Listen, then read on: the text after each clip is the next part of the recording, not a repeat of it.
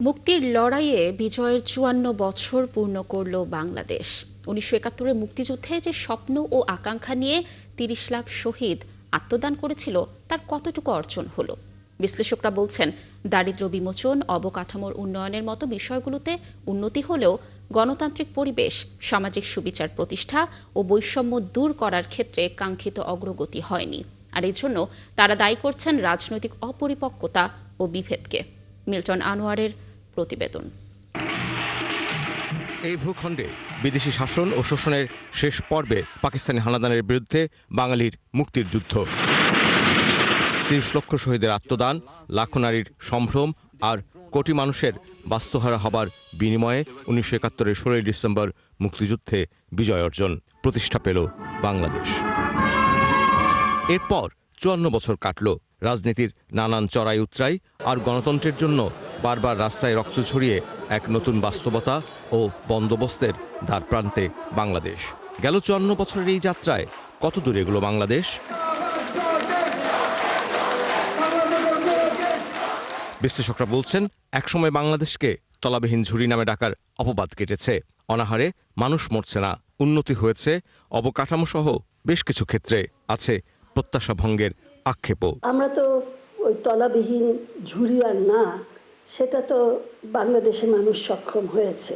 আমরা খাদ্য দিকে, আমরা কৃষির দিকে অনেক অনেক এগিয়েছি, স্বয়ংসম্পূর্ণ হয়েছি। যে অগ্রগতিটা আমরা দেখতে পাচ্ছি সেটার কারণে ক্ষতি অনেক বেশি। যেমন কৃষি উৎপাদন বেড়েছে, কিন্তু আমাদের পুরো কৃষিতে এত বেশি বিষাক্ত, এখন মাটি বিষাক্ত, আমরা যে খাদ্য খাচ্ছি সেটা বিষাক্ত, পানি বিষাক্ত। তারপরে এই যে রেমিটেন্স আসছে, কিন্তু রেমিটেন্স যারা পাঠাচ্ছেন তাদের নিরাপত্তা নাই। কিন্তু এসব উন্নতি বাদ দিলে সামাজিক সুরক্ষা, গণতান্ত্রিক পরিবেশ তৈরি ও বৈষম্য দূর করার ক্ষেত্রে পরিস্থিতির উন্নতি হয়নি। অনেক ক্ষেত্রে অবনতির ছাপ স্পষ্ট, বলছেন তারা। বাংলাদেশে আমরা কোনো সরকারই পর্যন্ত পাইনি যে সরকার সামগ্রিক একটা পরিকল্পনা নিয়ে জনস্বার্থকে কেন্দ্রে রেখে তারপরে তার নীতি প্রণয়ন করছে। এইটা তো ভাবি নাই আমরা যে ৭১ সালে যে এরকম একটা একের পর এক সরকার আসবে যারা কেউ জাতীয় স্বার্থের কথা ভাবছে না। ব্যবধান ধনী আর গরিবের মধ্যে প্রচুর বেড়ে গেছে। স্বাধীনতার পরেও বারবার গণতন্ত্রের জন্য, সামাজিক সুবিচারের জন্য মানুষ রাস্তায় নেমেছে।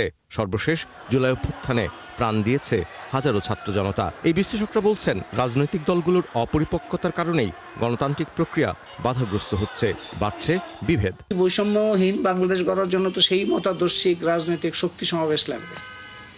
এই জায়গাটাতে আমাদের বড় ঘাটতি। এইটা এখন পর্যন্ত এই ঘাটতিটা আছে। রাজনৈতিক দলগুলোর কাছ থেকে জবাবদিহিতা চাওয়া আর রাজনৈতিক দল জনগণের কাছে যাওয়া, এই যে বিরাট একটা ব্যবধান, এটা কিন্তু আরো বেশি আমাদেরকে ক্ষতি করছে। গণতান্ত্রিক ও বৈষম্যহীন সমাজের যে স্বপ্ন নিয়ে ৭১-এ হানাদারির বিরুদ্ধে লড়াইয়ে প্রাণ দিয়েছে মানুষ, সেই স্বপ্ন বাস্তবে রূপ দিতে হলে বাংলাদেশ প্রশ্নে সবাইকে এক হতে হবে, বলছেন তারা। মিল্টন আনোয়ার, ৭১, ঢাকা।